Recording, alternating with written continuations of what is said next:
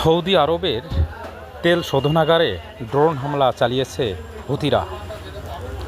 ইয়েমেনের ইরান সমর্থিত হুতি আন্দোলন সৌদি আরবের পূর্বাঞ্চলকে লোহিত সাগরের ইয়ানবু শহরের সঙ্গে সংযুক্তকারী বেশ কয়েকটি সংবেদনশীল অপরিশোধিত তেল সরবরাহ ও পরিবহন সাইটে ড্রোন হামলা চালানোর দাবি করেছে।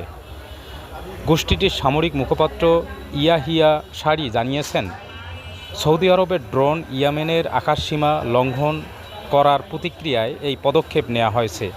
তিনি বলেন, তারা ড্রোন ব্যবহার করে পূর্ব সৌদি আরব থেকে ইয়ানবু পর্যন্ত অপরিশোধিত তেল সরবরাহ ও পরিবহনের সাথে সম্পর্কিত বেশ কিছু সংবেদনশীল সাইট ও পয়েন্ট লক্ষ্য করে হামলা চালিয়েছেন।